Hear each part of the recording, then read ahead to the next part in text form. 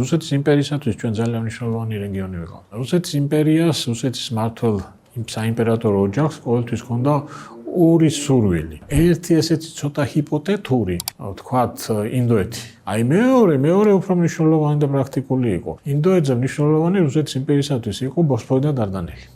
იმიტომ რომ რუსები ვამბობდნენ, რომ შავი ზღვა ეს არის ბოთლი, რომლის საცობი არის ოსმალეთის ხელში. გეორგიევსკის ტრაქტატით ისინი ერთ ძალიან დიდ უპირატესობას იღებენ. ისინი უბრძოლველად გადმოდიან სამხრეთ კავკასიაში და ქართლში, ქართლის სამეფოში ქმნიან იმ პლაცდარმს, რომლიდანაც მერე იწყებენ მთელი სამხრეთ კავკასიის დაპყრობას. ჩვენთვის რუსეთი იყო გზა ევროპისკენ. თუ ხარ მოქცეული აი ამ სამ სახელმწიფოში, ოსმალეთში, ირანში და რუსეთში, გინდა არ გინდა, თუ არჩევანი ესეა, რომ აუცილებლად ამ სამიდან ვიღაცამ უნდა დაგიპყროს, ну, მაშინ ოსმალეთს და ირანს ისევ რუსეთი ჯობია და ეს ცნობილი თეორია არის უმცირესი პოროტების თეორია. შესაძლებელია, რომ თქვათ, რამდენად აუცილებელი იყო, რომ დავეპყარით, მაგრამ ну, ისტორია არის ის, რაც მოხდა, რა მოხდებოდა, არავინ არ ვიცით. ამიტომ მოხდა ისევ დაგვიპყრეს.